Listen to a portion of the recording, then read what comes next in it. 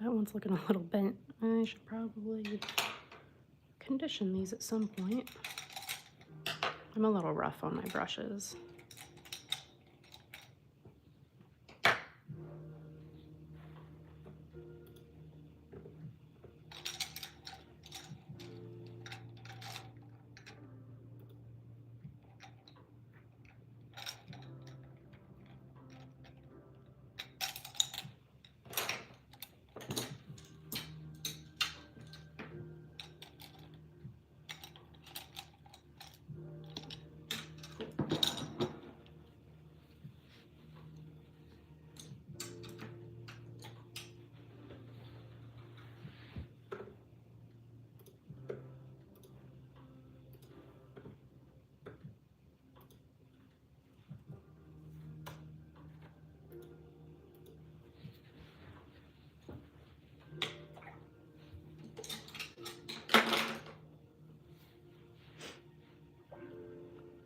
I like to do the orange and pink spots first in an animal when they have them super obvious like this, because it just comes through so soft. And I do a really thin layer, and then from there I'm going to do the darkest spots, so the iris and the nose and maybe some of the eyeliner. And then after that it's a free-for-all. It's just kind of whatever I feel like doing.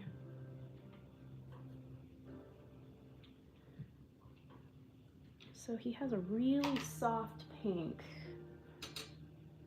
So I'm gonna get this nice and thinned out. And it's really soft just through his mouth area.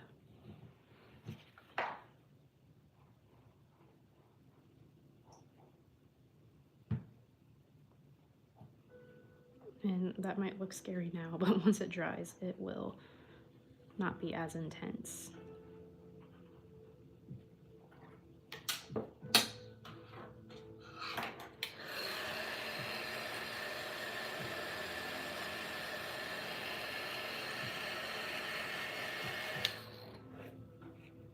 See, now you can barely tell that it's there.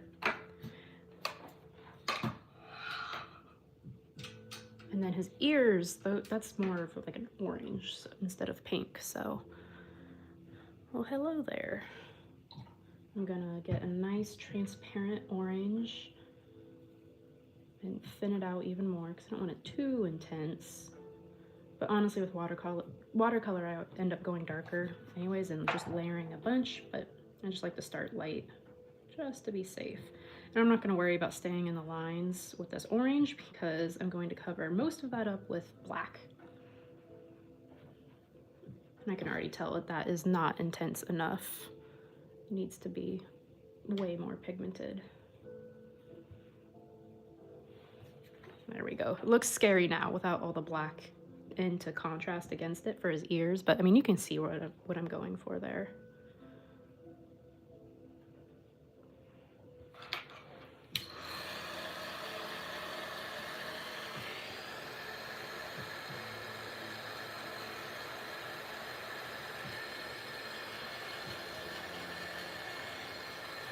And I just use a dryer because I am impatient. I mean, technically, I guess I could go and work on a different area of the cat, but I just like to dry it and be done with it.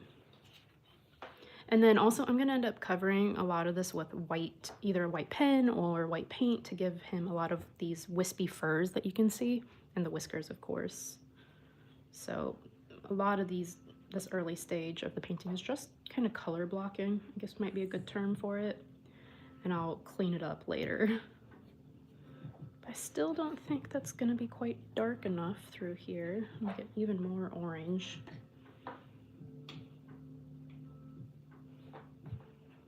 There we go.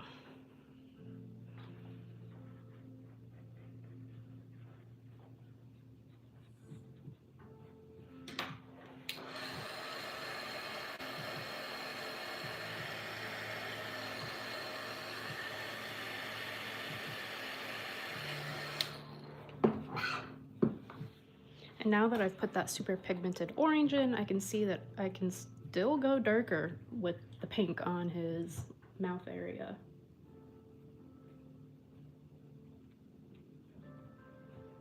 And look, I like this. I like using my iPad for this because I can long press on anywhere in the photo and it'll show me on the color wheel what color I should actually be aiming for, and you know how muted it might be, where it is, if it's a warm or cool orange, and it kind of helps when my eyes are tricking me a little bit. So that looks scary right there, but don't worry.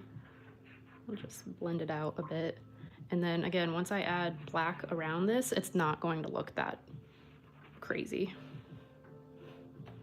He's got some pink down here.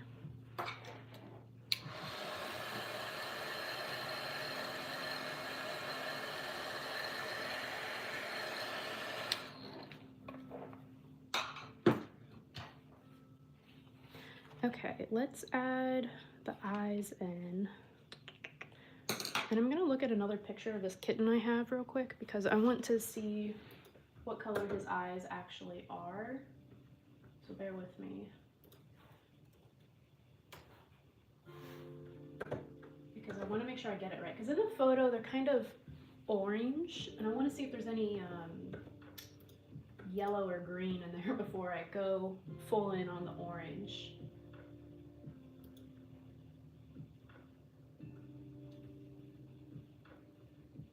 Okay, they are kind of yellow-ish looking at these other photos of him.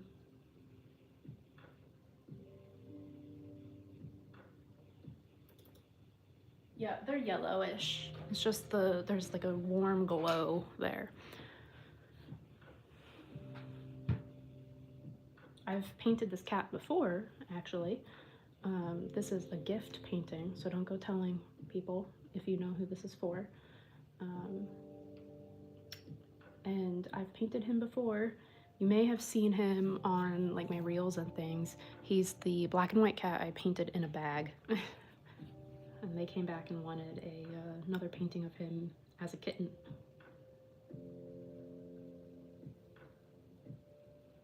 I'm actually painting his sister that I've painted before as well as a kitten too. And I have her sketch right here, ready to go next.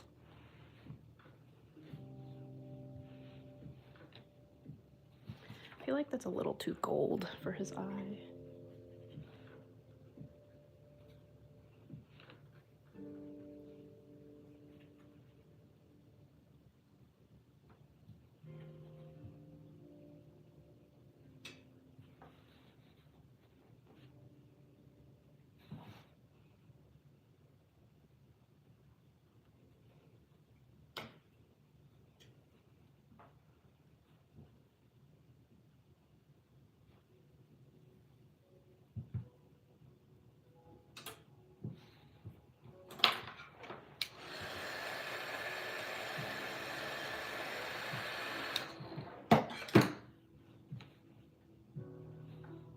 That's not dark enough.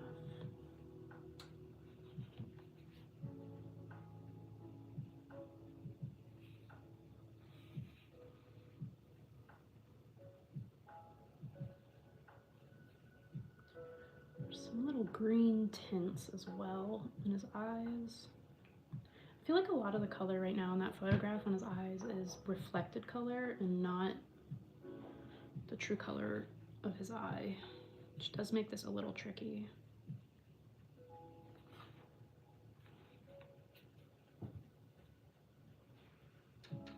His name is Sullivan, by the way, also aka Sully. He's very cute.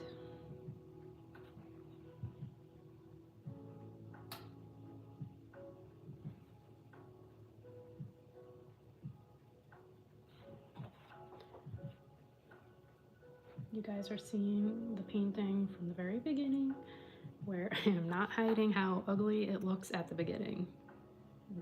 These paintings are definitely a trust the process kind of art, and a lot of times with watercolor, I have to tell myself it's not ugly, it's just not finished.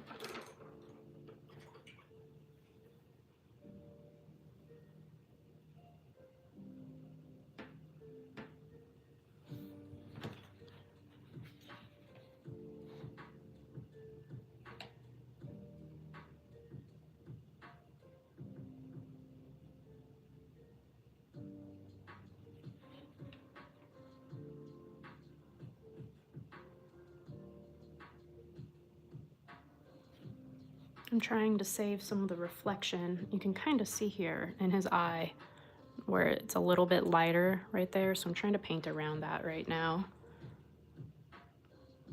And I spend a lot of time on the eyes in my paintings because that's the part that's, you know, eyes are what human brains are attracted to look at. In artwork and paintings and photographs, whatever, that's where our eyes will naturally go first.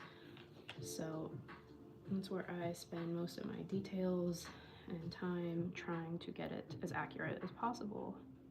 The rest of the stuff doesn't matter as much. Like what I do back here, as long as I get the general color, I can still leave it really loose and flowy. It doesn't have to be exact, that won't matter. But for pet portraits, the eyes, the face, you know, the little nose, those are the parts where owners will look for the details to look correct.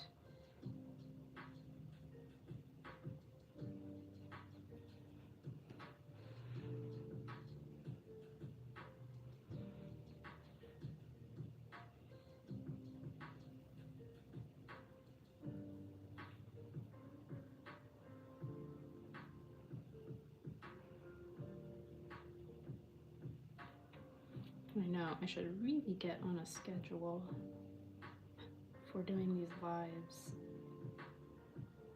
but the trick is I like to do them when no one else is home because I don't want people to hear me talking, which is funny because I'm talking on the internet to everybody else. And so that means I do it while my husband's at work. And that also means I'm on live when everyone else is at work. So they were the best times to do it. I do recognize that.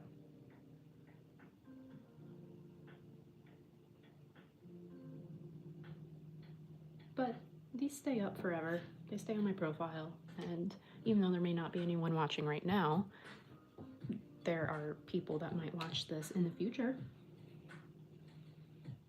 And I know I liked to watch processes like this when I was trying to learn, so I don't know. I don't have any particular goal doing these lives. It's just kind of for fun. It does make me work faster, I will say that. I'm not as distracted because I don't have access to my phone while painting these, or while doing the lives specifically. Otherwise, I get on my phone so much, it's bad.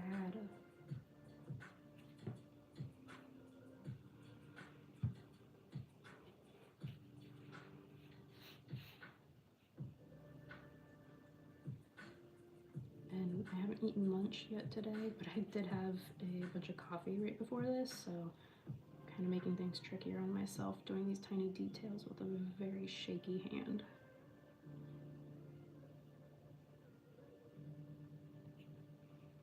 I like to do the darkest parts of the eyes first, so I'm going to go back in with a lighter color and finish these irises because while they're still pretty dark on the eye itself, you can see that it's like a, you know, it's a light green almost, yeah, compared to the true black right next to it. So I'll go in with a fun green color, which I think will look good because his background is going to be green and blue.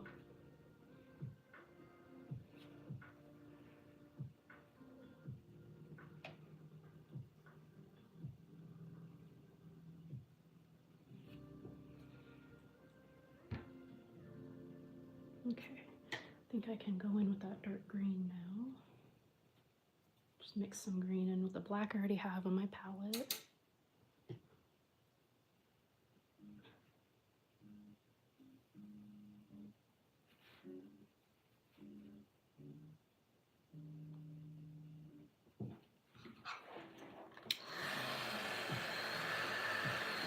Hello there.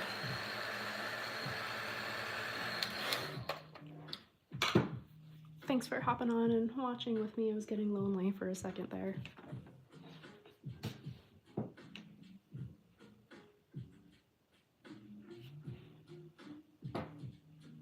That's okay.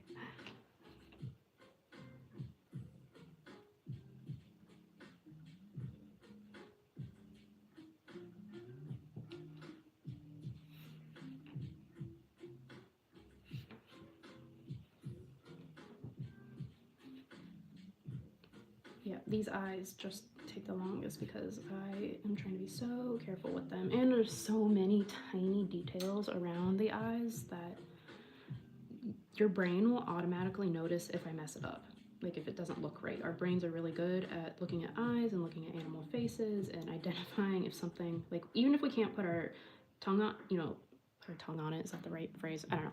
Even if we can't specifically say what looks wrong, our brains will identify if something looks wrong. And that's called the uncanny valley effect. And that's why I spend so much time on the eyes specifically.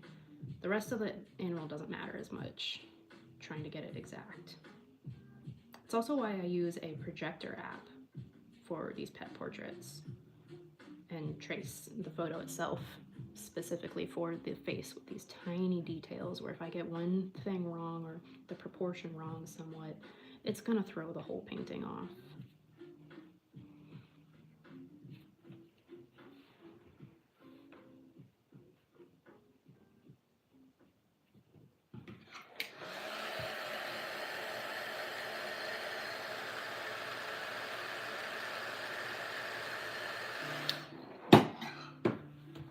I think I need to do that nose, even though I'm not finished with the eyes. So I'm just scooching in closer to the desk right now. Because his nose is so dark and it looks really funny right now, not having it done.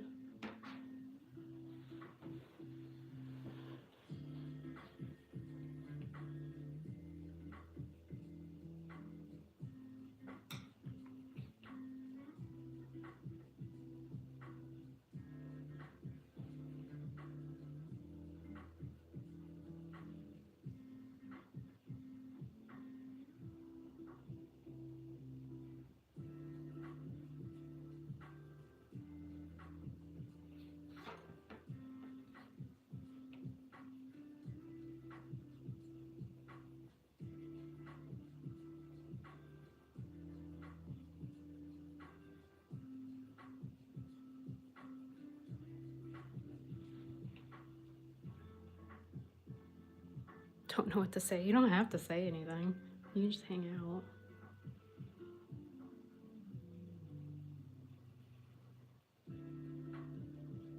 Where are you watching from?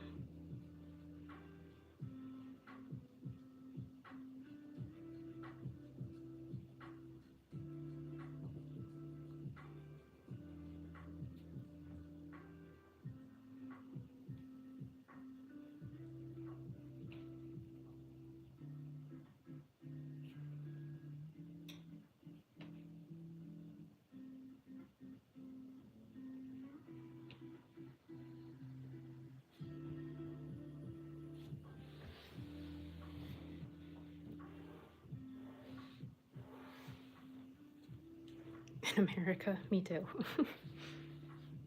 I'm in Seattle.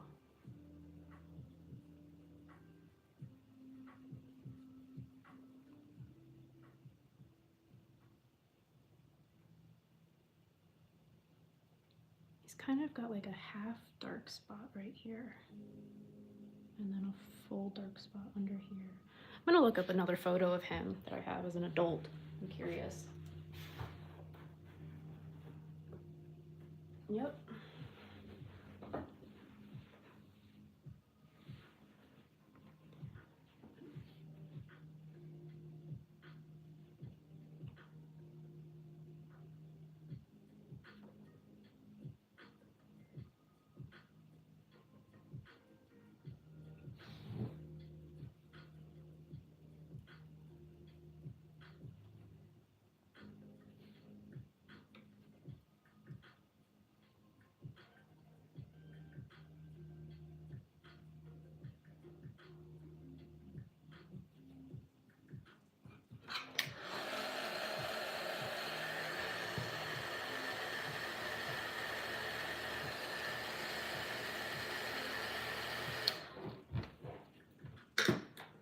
Man, he looks so funny right now.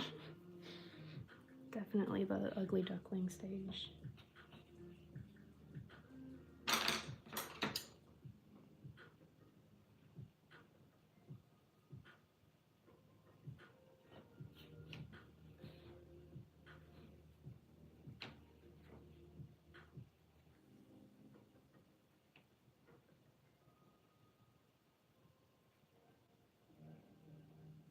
So for black animals, I look for the darkest shadows first and paint those in first. And then after I go through and do like a full, see like how this is purple right there? I'll just go and take a light wash of purple and put it over everything, including the dark shadows I've already painted in, because that blends everything together so nicely. And I don't know, that's the way I like to do it. Otherwise I lose like these sketched in areas I did already of those dark shadows.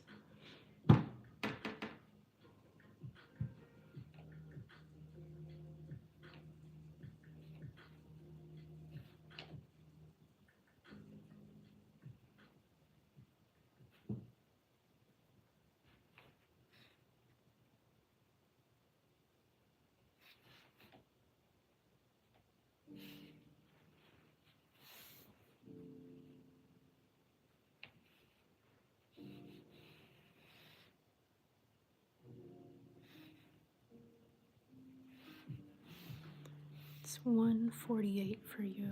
1:48. It is 11:48 here. Starting to feel a little hungry for lunch.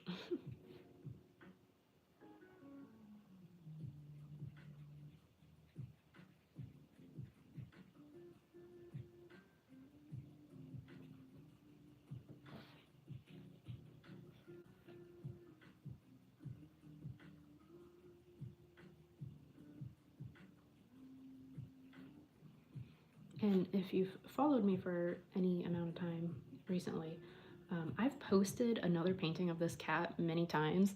He is the cat that I painted in a paper bag, and it's so cute. It's such a cute photo that they asked me to paint. And I've painted his two sisters as well. So this is another cat in that series of paintings that I've done for this person. Where initially they had me just paint a kitten photo of one of their cats and then two adult cat photos for the other two. And they came back and they wanted an adult painting of the kitten photo I did initially. And now, because they have 4 paintings in total and one of those is a kitten photo, they decided they wanted a full set of 3 adult paintings and 3 kitten paintings. So this is me finishing those kitten paintings for the other 2 cats.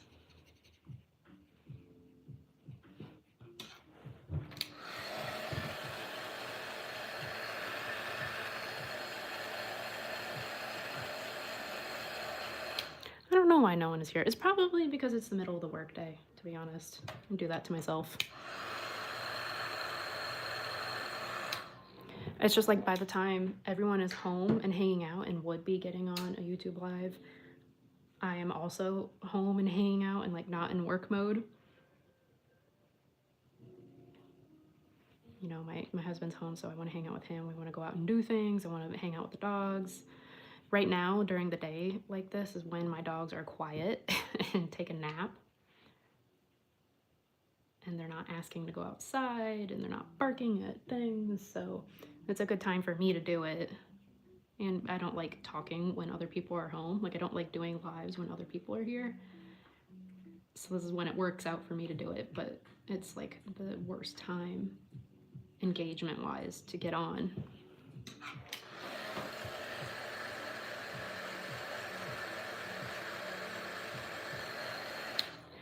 So this, just if you're curious, this is called hot press paper. For watercolor paper, there's cold press, rough press, or hot press. And cold press paper is really toothy and bumpy, and you can see the texture of it really well. And that makes it really easy for watercolor painting because the water like diffuses nicely and smoothly, and you can scrub at it and have nice, soft, smooth edges. And for watercolor painting for certain subjects, that's really like it's nice to have. I like using hot press. Hot press means when the paper was made, this paper is Arches and I think it's made in France. They press it down with something hot and make it really flat, and it smooths out all those bumps and texture. And so it's still like very thick, very 100% cotton paper that can take a lot of water. However, it doesn't have that texture that allows for smooth diffusion of the paint and paint line edges. And so you get these really hard edges of the paint And for some people, they hate that. They do not like the way it looks. And initially I did find it really frustrating because you can get what's called like cauliflowers, I think, or water blooms in the painting really easily. I like to lean into that now because I think it gives something fun for the texture, for the painting. Now, if I have a photograph that's really blurry or really bad, I will use the cold press paper because it just makes it easier. But when it's a good photo, I love the way it looks. Also because specifically the way I paint my backgrounds, I hate when the texture of paper shows through the background. It drives me nuts. I think it just looks not good. Here, I'll try to show you.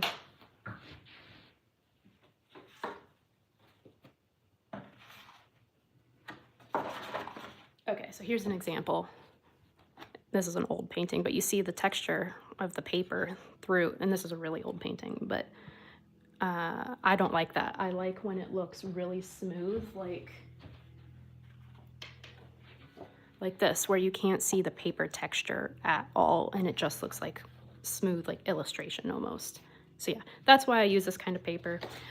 It does make things a little tricky sometimes with like water pooling. You have to have a good sense of where the paint and where the water is going to go, how much water is on your brush, etc., things like that. And I also like to use this opaque white paint and then pens, black pens and white pens at the very end of my paintings. And these don't look good on super textured paper because it's like really bumpy. It's not a smooth straight line. And on the super smooth paper, it looks so good. It looks so clean. Okay, that was a really long tangent. I'll go back to painting now.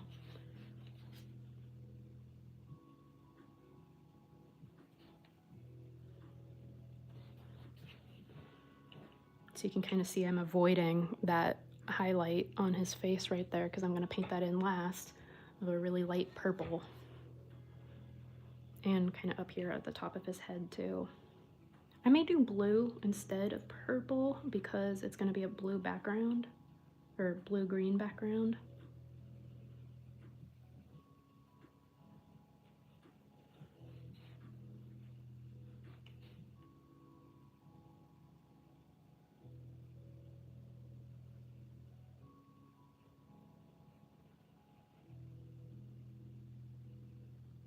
And this part sucks because I'm going to lose those whiskers I drew in. I'm just going to have to guess where they are later.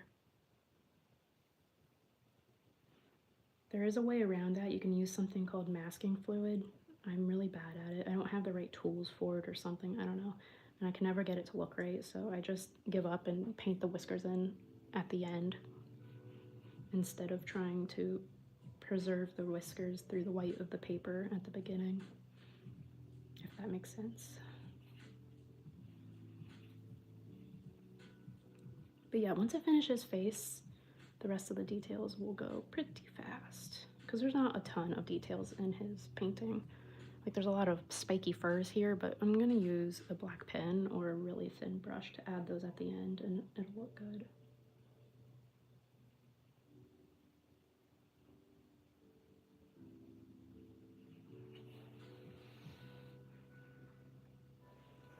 Yeah, you like the white gel pen? I keep trying different brands because they don't last very long on the watercolor paper. It's either the paint like itself that I'm drawing over dries them out, or the paper isn't good for it. I would really love to find like just a super, like these black micron pens. These are great. I wish I could find them in white. They have every other color but white, which makes sense, but I just go through them so fast. The white gel pens.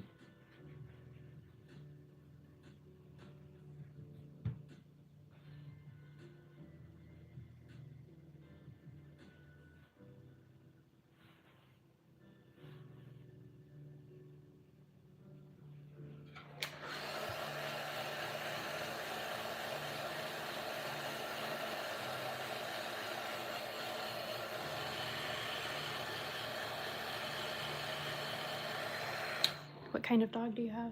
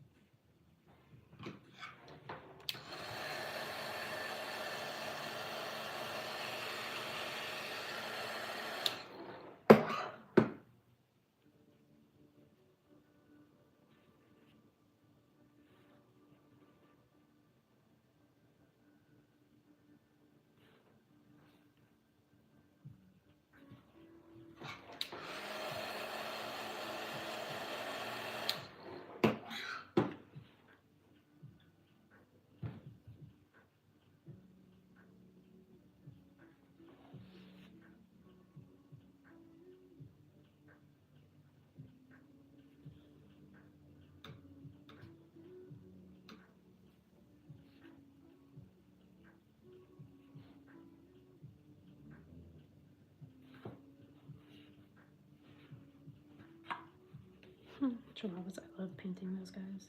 I like the small dogs too, just to have. I have wiener dogs, mini ones.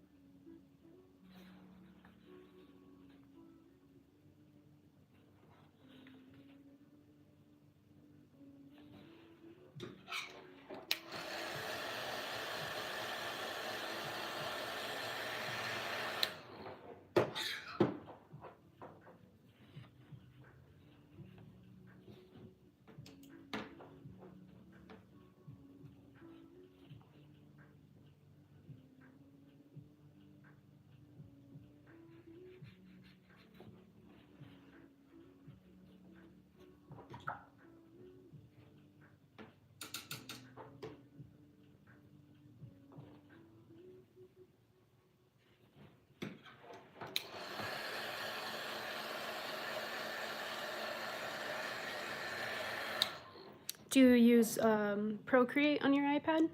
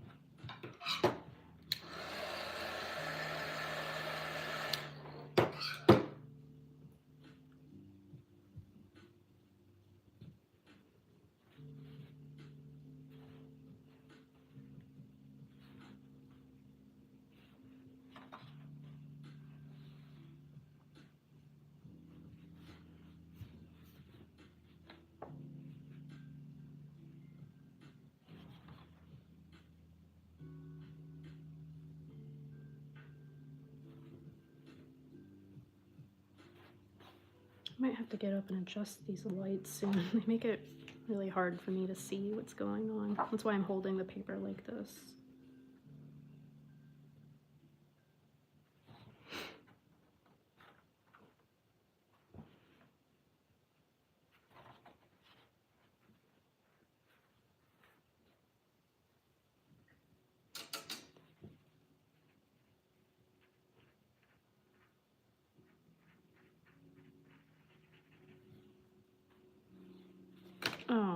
goodness. Whoops. Wow. It's alright, I'm gonna paint over it. And his tail's black anyways. It's not a big deal.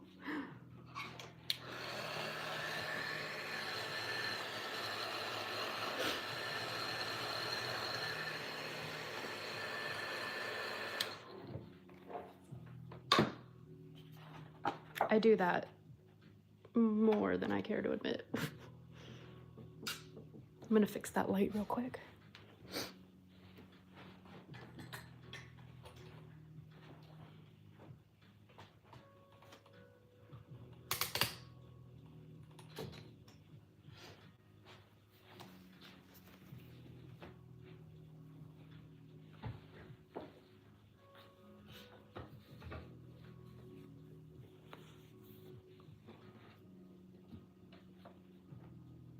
Oops, wrong brush.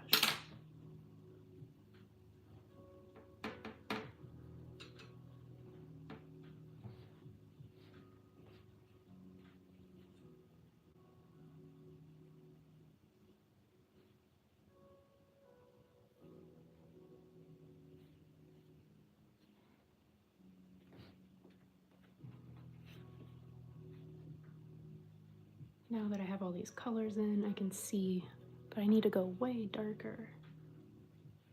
And that's kind of how it goes. That's the whole process. I just color block, get the initial colors down, and then my brain can be like, oh, see that something looks wrong in that area, and it's usually that I just need to go darker in that area.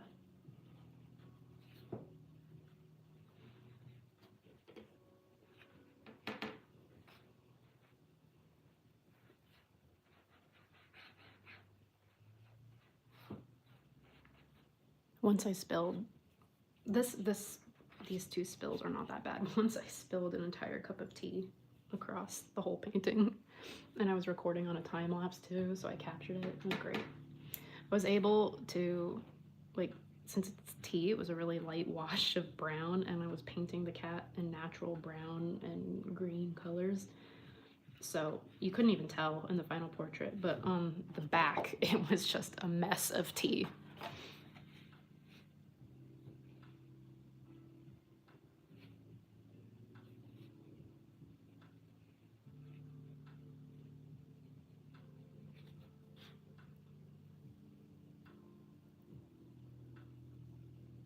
And a lot of his face will start to look better too when I add those white whiskers back in.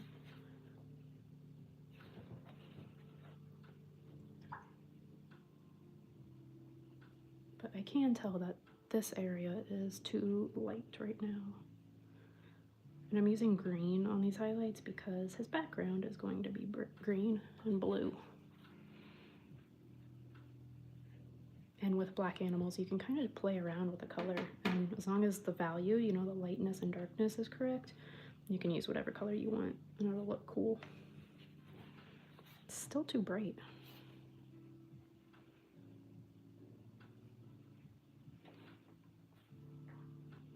I'm just trying to avoid overworking it though, because then the texture of the paper starts to look bad.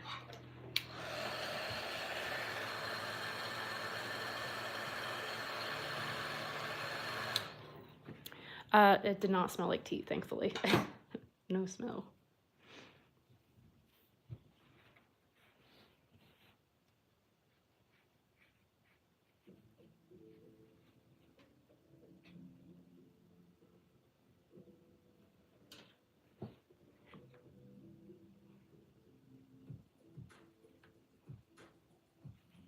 That painting I spilled the tea on was actually a bit of drama too, unrelated to the tea.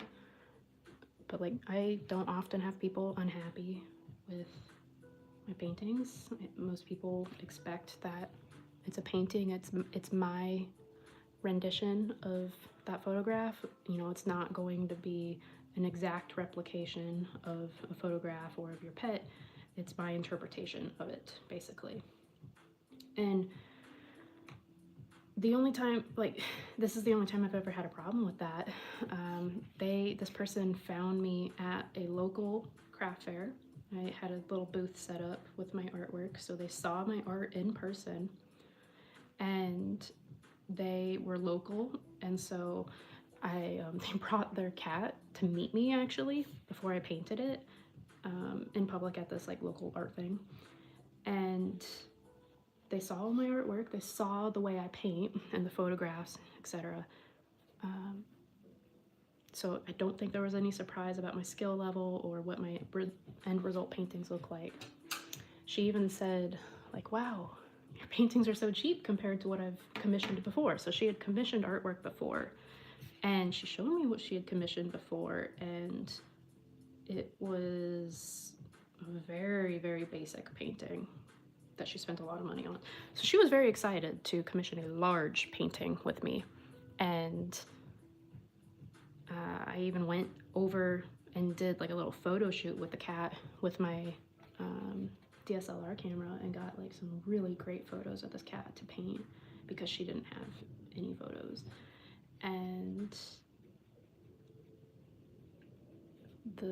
we decided on a photograph, and I painted it. I actually redid it initially because she wanted to change the reference photo, so I started over free of charge and finished the painting. I loved it. I thought it turned out so cool. I thought it looked good because I don't do exact fur, obviously. I do my style of fur, and it's not every single strand is perfect. It's more chunks of fur. I didn't know, so I don't have cats. I'm not a cat person. And the cat she had was a very long-haired cat. I didn't know that that cat had matted fur. I didn't know that's what those chunks were. And I also didn't know that they intended for me to not paint that. They never said that. So I painted the cat exactly how I saw. And she was very unhappy that the cat had obviously matted fur in the painting. And I still don't think it looks that bad. But my feelings were so hurt that they didn't like it because that had never really happened to me before. And I was like, well, and they had only paid me half at that point. Really didn't expect them to not pay me the rest of the money. That was a surprise. So it was a door pickup. They were supposed to leave the money at my door, which I've done this with so many other local people, especially with someone that I've met in person. Like I went to their house. I trusted them. I shouldn't have trusted them. And they took the painting and didn't pay the other half of it. And at this point, like I was leaving on a trip that day too for like a month. I didn't have the energy to go and harass them for it. It was, $125 or whatever that they didn't pay. And I just let it go and counted it as like a lesson learned to avoid clients like that in the future. But I guess they didn't hate it so much, like they didn't hate it enough that like they didn't take the painting.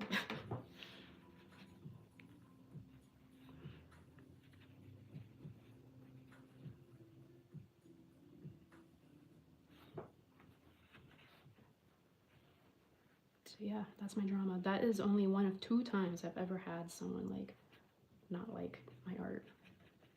Maybe more people are just polite to my face and they don't say it, that they don't like their painting. But that was only one of 2 times that someone has ever said to my face that they didn't like it and then didn't pay. The other time, the person that did that to me was just straight up crazy.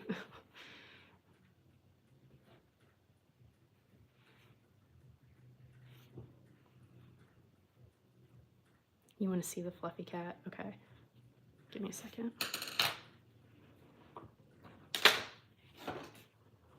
I'll pull it up.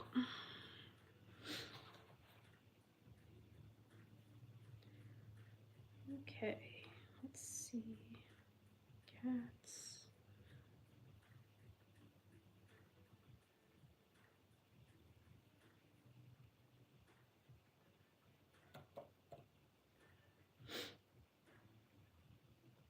Okay, so this is the cat, the photo I took that I went to their house to take. And apparently I talked to cat groomers about this photo actually. The cat's hair had been cut, and I didn't know that looked bad because I just didn't know that's what it looks like. I didn't know that they didn't want me to paint any of that. And so I'm very clear that like I paint the photo that's in front of me and I paint what I see. So that was the reference photo. And then this was the cat I painted. Huge painting and very detailed. Like I thought it looked great. I loved it. It's artistic. You can see the scale of how big it is here. Like a big painting. And yeah, they didn't pay me for it. But they took the painting, so I guess they didn't hate it that much. Yeah. So that is what the fur looked like in the photo, but yeah, I didn't like it. Can't please everyone, I guess. And again, like I just chalked it up to a learning experience, and I should have known, like based on, they were asking for so many revisions and they were nitpicking everything, and they were also trying to very much like control my artistic style because they had another painting they wanted it to match completely, done by a totally different artist. And I was willing to try. I shouldn't have been. I should have just been like, nah, like you can take my style for what it is, because I have a very, very colorful style in the paintings I do, in the backgrounds specifically, and they didn't want that at all. And so it was already very constraining with some of the other things they asked me to not do or not paint in. And when someone gets really, really picky like that, usually it's a red flag that they're not going to like whatever result you do come up with.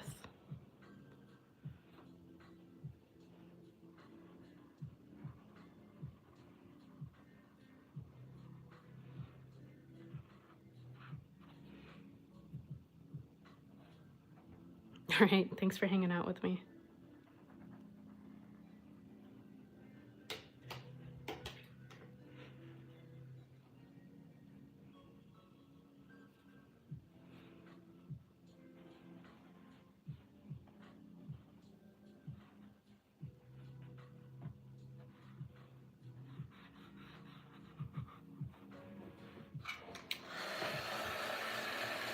Bye.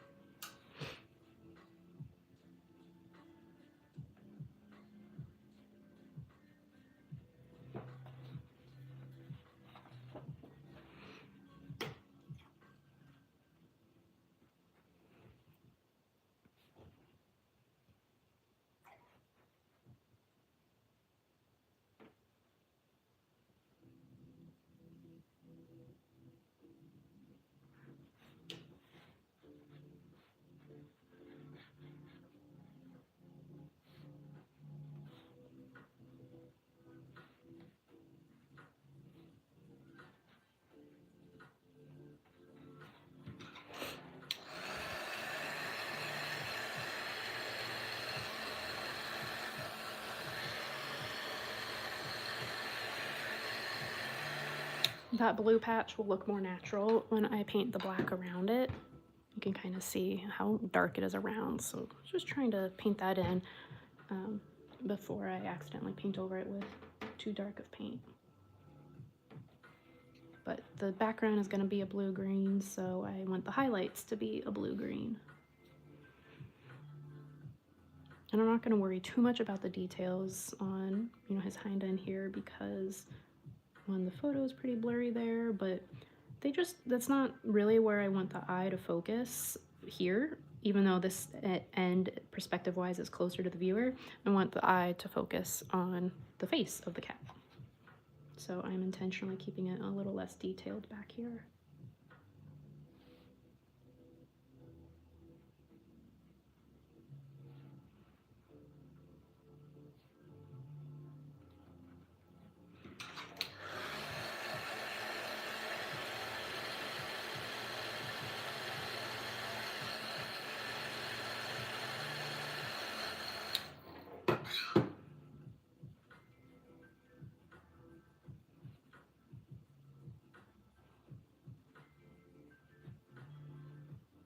am still trying to paint the direction the fur goes to, though, to give it a little bit more realism. But yeah, I'm not worried too much about details back here.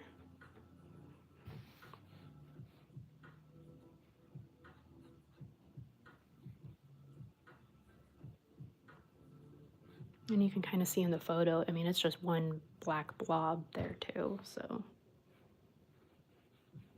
I can really only paint what I see.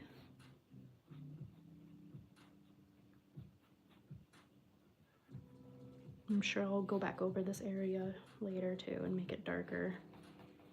Just trying to color block now so my eyes can see something more than just white paper, because it gets confusing.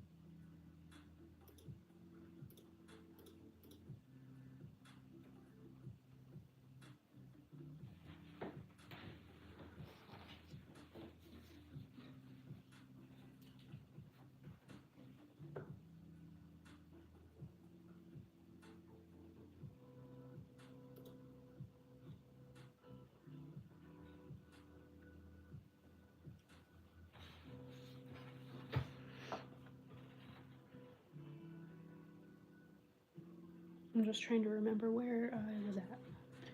I get distracted so easily. It's a problem. Okay, it kind of looks like this is the edge of his thigh right here. Maybe. He's got some dark in here. Let's splash that down. And then I didn't paint in every shadow here, but looks like this line is the edge of his tail. And this is just some dark hair on his tail.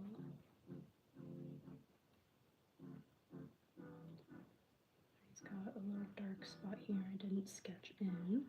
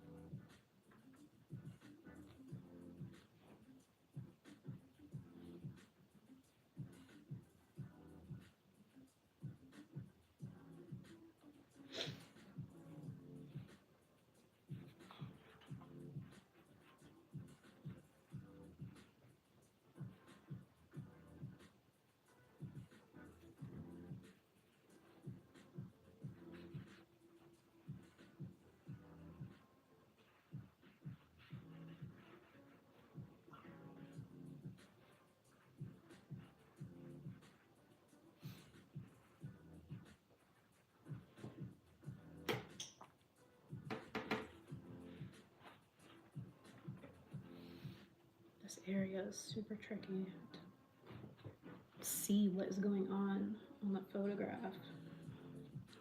It's just like all black.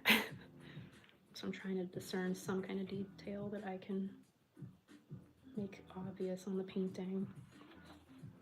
I don't want it to be too detailed back here because the viewer's focus should be on his face, not on his butt. But there needs to be at least something. Like, I can't have it all be just straight black. And this line here isn't the edge of his tail, it's just the edge of a shadow. You can kind of see right there.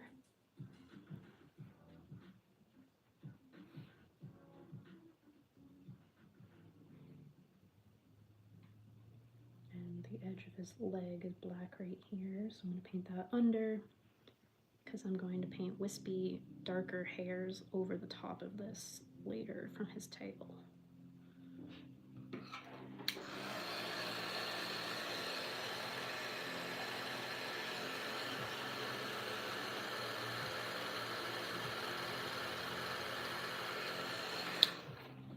Alright, I might get back on later, but I'm gonna go eat lunch. And it's just me right now, so. Thanks for hanging out with me, and if you're watching this later, thanks for watching. Bye-bye.